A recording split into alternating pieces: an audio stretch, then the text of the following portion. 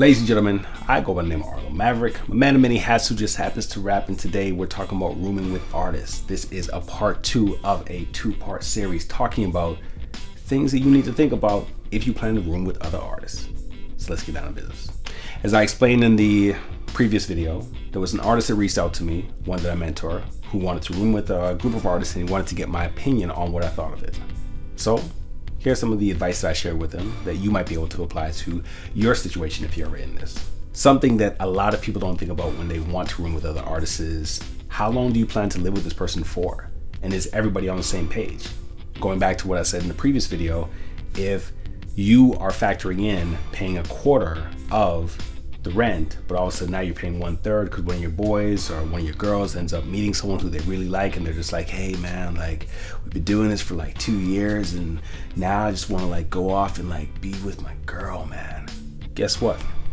Now you got more rent to pay, and if you haven't factored that in, that could end up costing you and might create problems with your friendships. So have those discussions in regards to how long you guys plan to roommate together.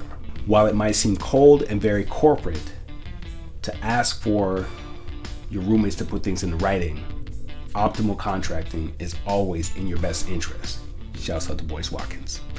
Now, what I mean by optimal contracting is that when things are good, that's when you want to put things in writing.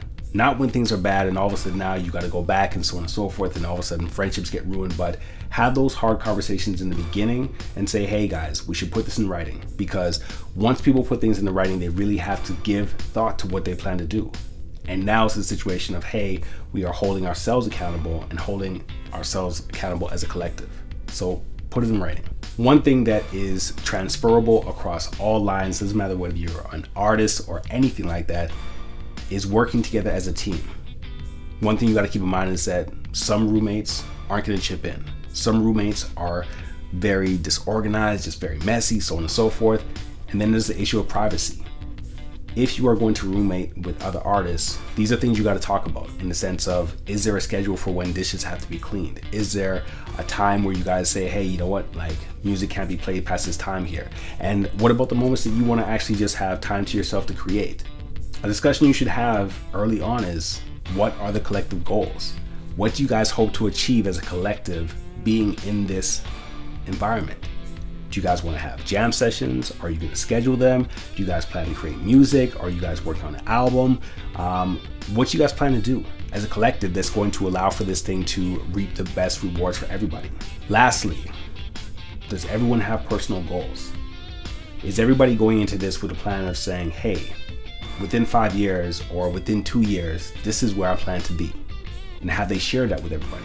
That way you could hold each other accountable and help and push each other to actually do what you plan to do.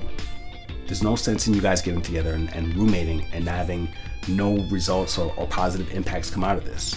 In closing, I want to say thank you for checking out this vlog. If you found yourself to be more informed by the end of it, then please make sure to subscribe to the channel, which is youtube.com/Arlo Maverick. Click the like button, of course, and let's have some dialogue in the comments below.